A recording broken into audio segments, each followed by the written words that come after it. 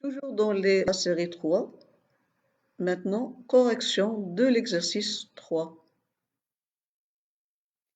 Exercice 3. On considère un cylindre horizontal, rigide, clos et adiabatique. Donc, horizontal, c'est cette position-là.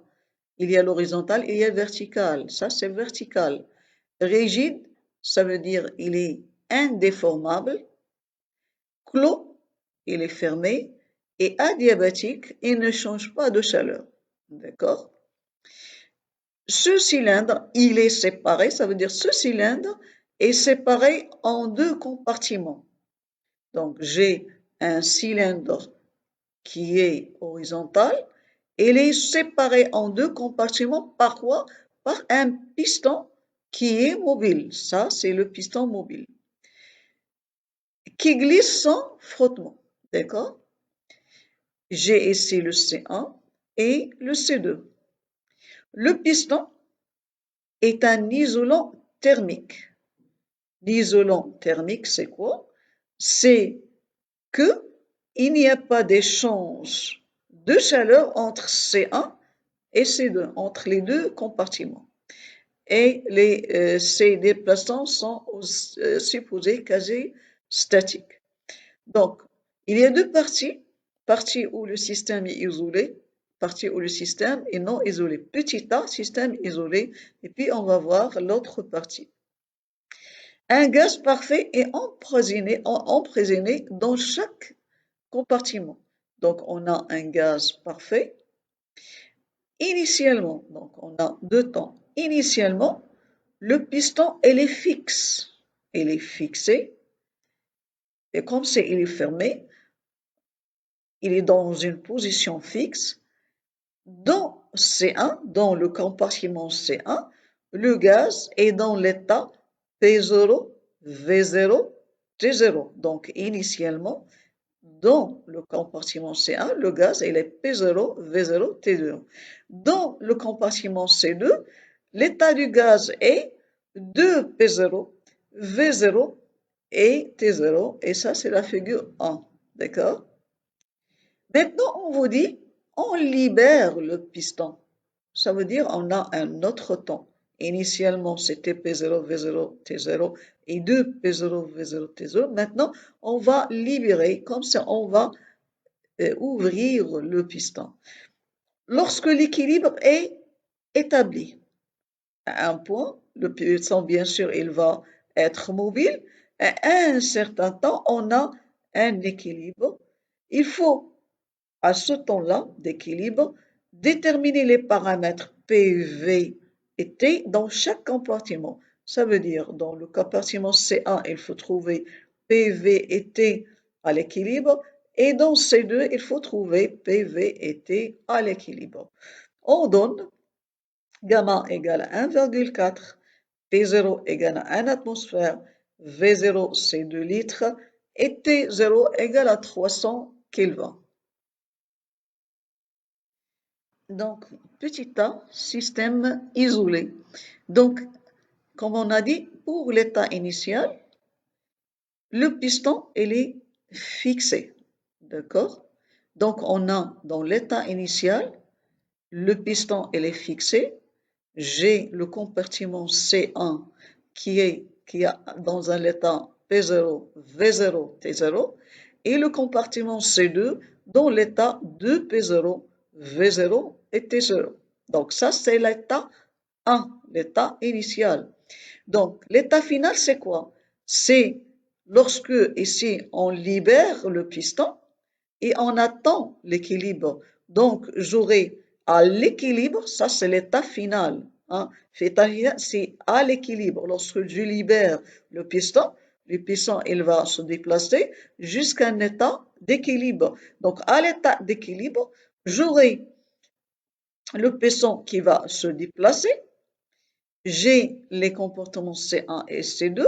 On aura dans C1 une autre pression, un autre volume et une autre température. Bien sûr, si vous remarquez que la pression de P0 dans C2, le piston il va se déplacer vers C1 et non pas vers C2. Donc, et le C2, il a une pression P2, V2 et température T2. Donc la question, c'est de trouver P1, V1, T1 à l'équilibre et P2, V2 à l'équilibre. Donc, pour ce faire, je vais pour déterminer V1. Je sais que, d'après l'exercice, les transformations, ils sont adiabatiques. Hein? Donc, ceci donne quoi? Ceci donne que PV gamma égale à constante. D'accord? Donc, je prends le compartiment C1. J'ai deux états, l'état initial et l'état à l'équilibre. P0, V0 à la puissance gamma égale à P1, V1 à la puissance gamma. Donc, ceci, pour C2, j'ai 2P0, V0 à la puissance gamma initiale égale à P2, V2 à la puissance gamma. D'accord? À l'équilibre, on a un équilibre mécanique. Le piston, il va se déplacer jusqu'à avoir la même pression P1 égale à P2 dans les deux compartiments. Donc, en premier, il y avait deux P0 et P0. La pression dans le compartiment C2 elle est supérieure à P1. Lorsqu'il est libéré, le piston il va se déplacer de telle façon à l'équilibre mécanique GP1 égale à P2. Donc, à l'équilibre, on a la même pression dans le compartiment C1 et C2. Donc, ceci donne quoi? Je peux diviser, je prends P2, V2 à la puissance gamma, divisé par P1, V1 à la puissance gamma, ça donne quoi? Ça donne 2 P0, V0 à la puissance gamma sur P0, V0 à la puissance gamma. Et ceci, je simplifie par P0 et je simplifie par P1 et P2 parce que P1 égale à P2. D'accord? Donc j'aurai quoi? J'aurai V2 à la puissance gamma sur V1 à la puissance gamma égale à 2. D'accord? Donc ceci donne quoi? Ceci donne que le rapport V2 sur V1 égale à 2 à la puissance 1 sur gamma. D'accord? Qu'est-ce que je cherche? Je cherche le V1. On a un cylindre indéformable. Ça veut dire que le cylindre, il est rigide, on a dit c'est indéformable, que le volume, il ne change pas. Donc, le volume du cylindre, c'est égal à V1 plus V2, égal à 2V0, parce que initialement, on avait V0 pour le compartiment C1 et V0 pour le compartiment C2. Donc, le volume total du cylindre de 2V0. Et dans l'état d'équilibre, on a le volume V1, c'est pour C1, et le volume V2, c'est pour C2. Donc, le volume du cylindre total, c'est V1 plus V2. Donc, V1 plus V2 égale à 2 V0, puisque le cylindre, il est indéformable. D'accord? Je divise par V1 les deux membres de l'équation. Donc, ce serait 1 plus V2 sur V1 égale à 2 V0 sur V1. D'accord? Donc, ceci donne que V2 sur V1 égale à 2 V0 sur V1 moins 1. Donc, si je compare ces deux expressions, j'ai V2 sur V1 égale à 2 à la puissance 1 sur gamma, et aussi V2 sur V1 égale à 2 V0 sur V1 moins 1. Donc, ceci va donner que 2 V0 sur V1 moins 1 égale à 2 à la puissance 1 sur gamma. Donc, ceci, de cette équation-là, je prends 2 V0 sur V1 égale à 1 plus V2 à la puissance 1 sur gamma. Donc, V A égale à 2 V0 sur 1 plus 2 à la puissance 1 sur gamma. Donc, on a trouvé le V1. Pour la détermination de P1, toujours les transformations sont adiabatiques. Donc, j'ai pour le compartiment C1, P0 V0 à la puissance gamma égale à P1 V1 à la puissance gamma. Donc, ceci donne que P1 égale à P0 V0 sur V1 à la puissance gamma. Donc, on a déjà trouvé le V1. Le V1, c'est, on a trouvé que V0 sur V1 égale à 1 plus 2 à la puissance 1 sur gamma sur 2. Et je remplace ça ici. Donc, P1 égale à P0, 1 plus 2 à la puissance 1 sur gamma sur 2, le tout à la puissance gamma. Donc, vous n'êtes pas obligé de trouver ceci. On peut satisfaire du fait que P égale à P0, V0 sur V1 à la puissance gamma. Donc, ça, c'est pour P1. Maintenant, il nous reste détermination pour le compartiment C1 de T1, la détermination de T1. On a un gaz parfait, GPV égale à nRT. Ceci donne que PV sur T égale à nR. Donc, pour l'état initial, je vais écrire que P0, V0 sur T0 égale à nR. Pour l'état final, également, c'est P1, V1 sur T1 égale à nR. Donc, j'aurai que P0, V0 sur T0 égale à P1, V1 sur T1. Donc, je vais trouver le T1. Donc, je tire le T1 égale à T0, P1 sur P0, V1 sur V0. On a déjà trouvé P1 égale à P0 fois quelque chose. Donc, on a trouvé P1 égale à P0, V0 sur V1 à la puissance gamma. Ceci donne que P1 sur P0 égale à V0 sur V1 à la puissance gamma. Donc, et je vais remplacer ici dans l'expression de T1, ça donne T1 égale à T0 fois V0 sur V1 à la puissance gamma moins 1. Et je peux aussi remplacer V0 sur V1 par l'expression 1 plus 2 à la puissance 1 sur gamma sur 2. Et le tout, ça va être donc T1 et la expression égale à T0 facteur de 1 plus 2 à la puissance 1 sur gamma sur 2 à la puissance gamma moins 1. Maintenant, je vais passer au compartiment 2 pour déterminer V2, T2 et P2. Pour V2, on a le cylindre, il est indéformable, donc le volume du cylindre égale à V1 plus V2 égale à 2 V0.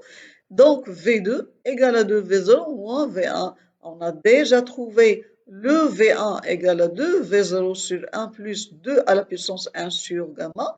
Et je remplace dans cette expression le V par le 2V0 sur 1 plus 2 à la puissance 1 sur gamma. Ça donne V2 égale à 2V0 moins 2V0 sur 1 plus 2 à la puissance 1 sur gamma. Je factorise par 2V0, donc ça reste V2 égale à 2V0, 2 à la puissance 1 sur gamma sur 1 plus 2 à la puissance 1 sur gamma. Et maintenant, je vais déterminer le P2. P2, on a P1 égale à P2. On a déjà dit qu'à l'équilibre, P1 égale à P2 égale à P0, V0 sur V à la puissance, V1 à la puissance gamma. Pour T2, je vais considérer l'état initial, c'est 2P0, V0 sur T0 égale à NR. L'état final, c'est P2, V2 sur T2 égale à NR. Et ça serait P2, V2 sur T2 égale à 2, P0, V0 sur T0.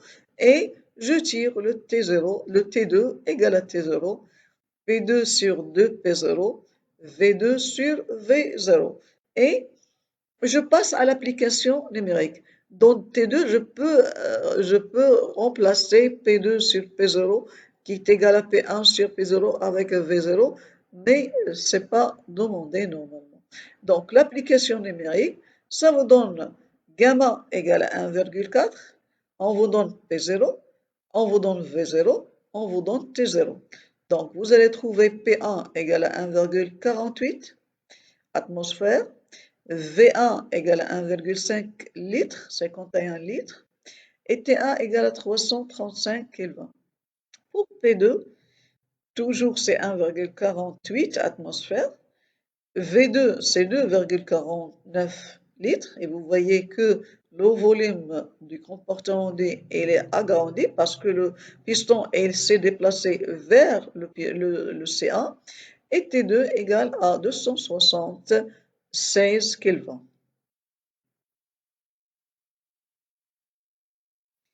Maintenant, je passe au système non isolé. Donc, on va considérer toujours un cylindre qui est séparé en deux compartiments par un piston, en C1 et en C2. On introduit maintenant une résistance chauffante dans le compartiment C1. Je prends le compartiment C1 et j'introduis une résistance R dans le C1. L'état initial, donc ça c'est comme c'est un autre exercice, l'état initial du gaz parfait est maintenant, il est identique dans chaque compartiment. Donc je pars d'un état initial où dans le C1 j'ai P0, V0 et T0, et dans le C2 aussi il y a P0, V0 et T0. Bon. On chauffe donc l'état initial et on chauffe pas. Donc, puis on chauffe l'état initial, il y a P0, V0, T0 dans chaque compartiment. Puis maintenant, on va chauffer le compartiment à l'aide de la résistance jusqu'à une pression P, P1 qui est égale à 5 P0. Donc, ça, c'est la figure 2. Donc, je vais chauffer. Donc, j'aurai un autre état tel que dans C, j'ai P1 égale à 5 P0. Première question, il faut déterminer les paramètres comme précédemment. Je dois trouver P1, V1, T1, P2, V2, T2. Ici, on vous donne le P1 qui est égal à 5 P0. Deuxièmement, il faut calculer la variation de l'énergie interne de chaque gaz dans chaque compartiment. Et le troisièmement, en déduire la valeur de la chaleur Q fournie par la résistance. Donc, pour le système non isolé, donc l'état initial, c'est quoi? L'état initial, c'est avant le chauffage. On a introduit, mais avant de commencer à chauffer. Avant le chauffage, on avait un cylindre rigide adiabatique et qui est divisé en deux compartiments C1 et C2. Et dans chaque compartiment, il y a une pression P0, V0 et T0. Ça, c'est l'état initial. D'accord? Pour l'état final, on a chauffé. C'est après chauffage, on a chauffé jusqu'à avoir dans le compartiment C1 une pression qui est égale à 5 P0. Donc, et dans le compartiment P2, C2, on a P2, V2 et T2. Donc la première question, déterminer les paramètres d'état V, P et T dans chaque compartiment. Ça veut dire, dans le compartiment C1, il faut trouver V1 et T1. Et dans le compartiment C2, il faut trouver P2, V2 et T2. Donc, je commence par C2, le compartiment 2. Pour P2, bien sûr, lorsque je chauffe jusqu'à 5 P0, je laisse pour avoir l'équilibre. Je chauffe, avoir l'équilibre. Donc, j'aurai à l'équilibre P1 égale à P2. Donc, à l'équilibre, on a un équilibre mécanique. J'aurai nécessairement P1 égale à P2 égale à 5 P0. Donc, pour V2, le gaz subit une transformation adiabatique. Pourquoi? Le cylindre, il est à clos rigide adiabatique. Le piston, c'est un isolant thermique, donc il n'y a pas d'échange de chaleur entre C1 et C2, et entre C2 et le milieu extérieur. Donc, j'ai une transformation adiabatique, PV gamma égale à constante. Donc, je prends l'état initial, c'est P0, V0 gamma, et l'état final, c'est P2, V2 à la puissance gamma. Donc, je tire V2, c'est V0, B0 sur P0 sur P2 à la puissance 1 sur gamma. Donc, P2, il est égal à 5 P0, donc j'aurai V2 égale à V0, P0 sur 5 P0 à la puissance 1 sur gamma, qui est égal à 1 sur 5 à la puissance 1 sur gamma fois V0. Pour la détermination de T2, donc on a un gaz parfait, GPV égale à nRT, donc ceci donne que PV sur T égale à nR. Donc, pour l'état initial, le gaz était donc P0, V0, T0, donc P0, V0, T0 sur T0 égale à nR. Pour l'état final, c'est P2, V2 sur T2 égale à nR. Donc, ceci donne que P0, V0 sur T0 égale à P2, V2 sur T2. Donc, je tire le T2 égale à T0, P2 sur P0, V2 sur V0. J'ai le P2 égale à 5 P0, je remplace P2 par 5 P0, et on a trouvé que V2 égale à V0 égale fois V0 égale à V0 fois 1 sur 5 à la puissance 1 sur gamma. Donc je remplace V2 sur V0 par 1 sur 5 à la puissance 1 sur gamma, ça donne T2 égale à T0 fois 5 fois 1 sur 5 à la puissance 1 sur gamma. Donc, ce qui donne, c'est T0 fois 5 à la puissance 1 moins 1 sur gamma. Donc, maintenant, pour le compartiment C1, pour T1, P1, pardon, C égale à 5 P0. C'est pardonné. Pour la détermination de V1, le cylindre est indéformable.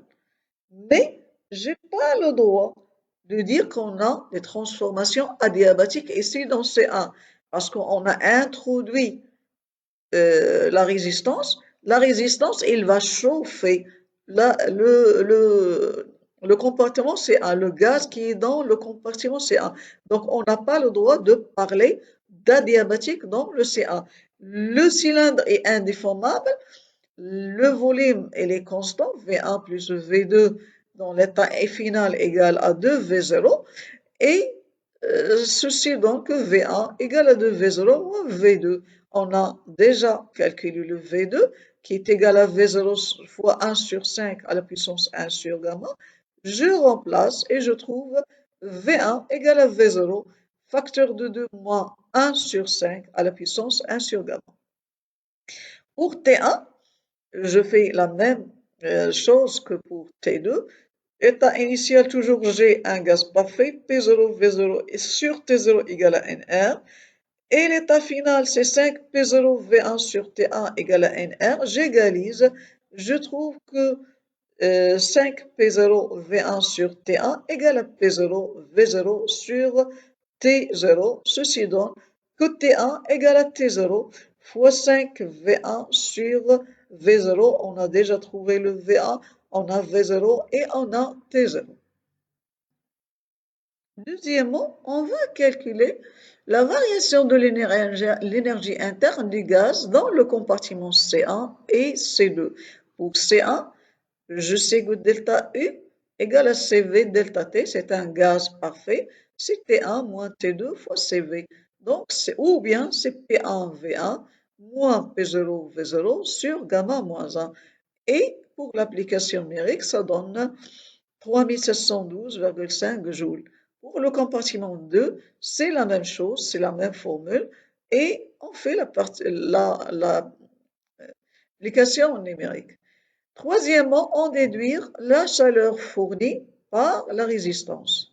Donc, si on voit bien, on a chauffé et c'est à cause de cet échauffement par la résistance qu'on a cette variation de l'énergie interne dans le compartiment A et dans le compartiment 2. Ça veut dire quoi? Ça veut dire que la chaleur donnée par la résistance, c'est exactement cette variation d'énergie de A et de 2.